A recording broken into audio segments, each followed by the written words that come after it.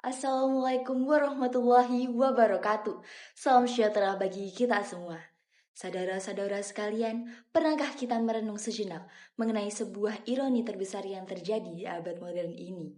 Tantangan terbesar umat manusia saat ini bukanlah ketertinggalan teknologi, melainkan fenomena degradasi akhlak atau demoralisasi. Namun, yang menjadi paradoks terbesar adalah krisis moral ini tidak hanya terjadi di lapisan masyarakat yang kurang teredukasi. Justru, fenomena korupsi, manipulasi data, dan ketidakjujuran seringkali dilakukan oleh individu-individu yang memiliki gelar akademis tinggi. Pertanyaannya, mengapa konstitusi pendidikan seringkali gagal membentuk intelektual yang bermoral? Apakah ada rantai terputus dalam cara kita beragama dan belajar? Perkenalkan, saya Aulevi Zahra, mahasiswa Program Studi Manajemen Informasi Komunikasi, Sekolah Tinggi Multimedia Yogyakarta. Dalam video ini, sebagai pemenuhan ujian akhir semester mata kuliah Agama Islam dengan dosen pengampu Bapak Dr. Marwan SAG SH MHum MA. Saya akan membedah secara komprehensif makalah saya berjudul Akidah, Syariat, dan Akhlak sebagai cerminan ketakwaan. Kita akan menganalisis bagaimana fragmentasi dalam keberagama menjadi akar kehancuran moral dan bagaimana konsep Islam kafah menawarkan solusinya. Jadi kita masuk pada pembahasan yang pertama. Dalam makalah ini saya menyorot bahwa akar permasalahan dari orang pintar yang tidak bermoral dapat dilacak pada sistem pendidikan modern yang cenderung mengadopsi paham sekularisme. Paham ini secara sistematis memisahkan urusan agama dan kehidupannya. Implikasi sangat serius, pendidikan kehilangan ruh atau spiritnya sebagai aspek metafisik atau keimanan atau akidah, dilepas dari fondasi keilmuan.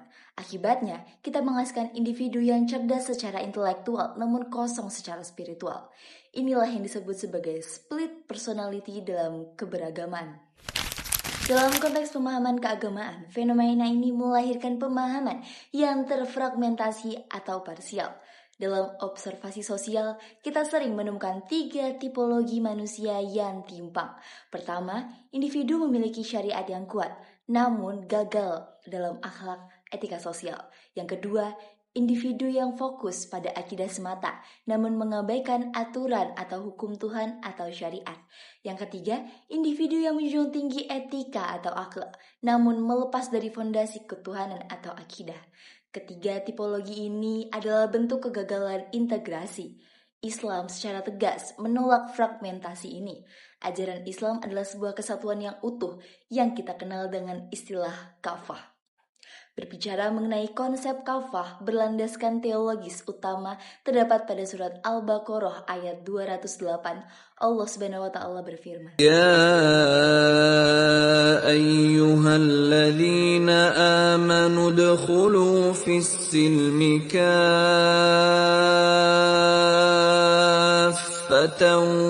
wa la tattabi'u khutuwatis syaitan innahu lakum aduwwum mubin. Wahai orang-orang beriman, masuklah ke dalam Islam, kedamaian, secara menyeluruh, dan janganlah ikuti langkah-langkah setan. Sesungguhnya ia musuh yang nyata bagimu. ليس البر أن تولوا وجوهكم قبل المشرق والمغرب ولكن البر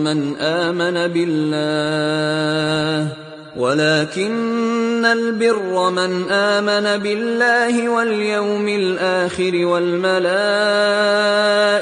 والكتاب والنبيين وآتى المال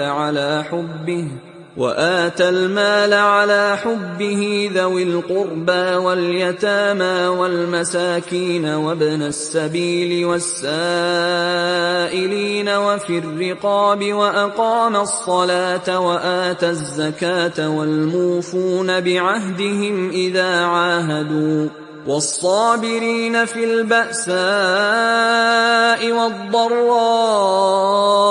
وحين البأس أولئك الذين صدقوا وأولئك هم المتقون.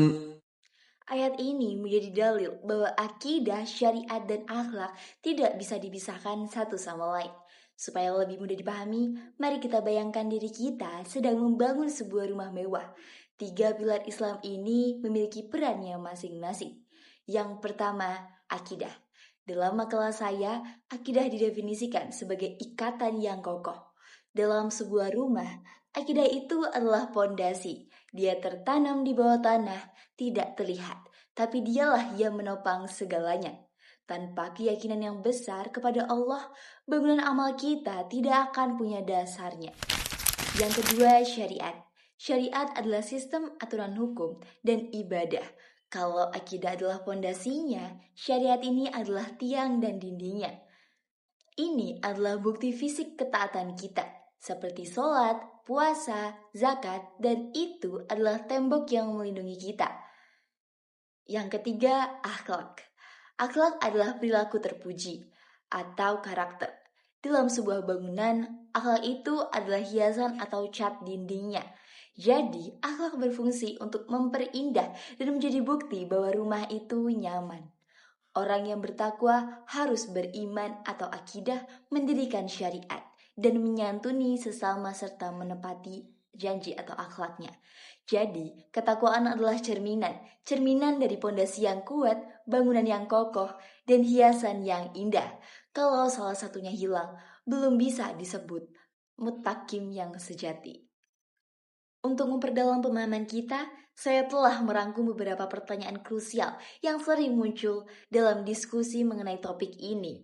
Pertanyaan yang pertama, jika ada orang yang tidak memiliki akidah atau non-muslim atau ateis, tetapi berakhlak sangat mulia, bagaimana pandangannya dalam makalah ini?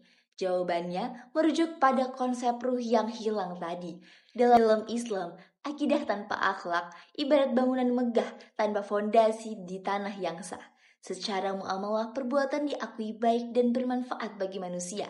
Namun, dalam perspektif teologis, kebaikan tersebut kehilangan nilai transcendentalnya karena tidak disandarkan kepada kepatuhan kepada Sang Pencipta. Islam mengajarkan niat berbuat baik harus lillahi ta'ala. Tanpa akidah, motif itu hanya bersifat humanisme, sekuler yang rapuh. Pertanyaan kedua, apa urgensi materi akidah, syariat, dan akhlak bagi mahasiswa MIK? Di era digital, informasi adalah kekuasaan. Seorang ahli komunikasi yang cerdas secara teknis, namun nihil akidah dan akhlak, sangat berpotensi menjadi agen manipulasi, penyebaran hoaks, atau pelaku kejahatan cyber.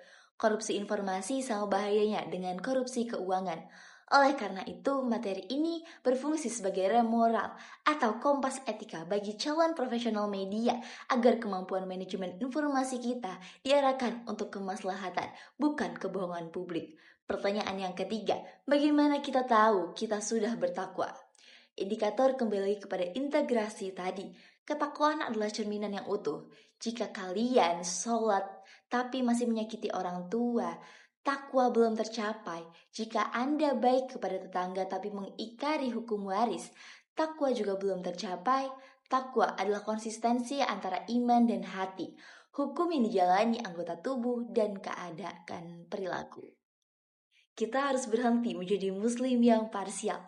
Mari kita bangun intelektualitas yang berakal pada akidah, berbatang pada syariat, dan berbuah pada akhlak. Karena dengan cara itulah kita bisa menjadi kaum terpelajar yang sesungguhnya bertakwa.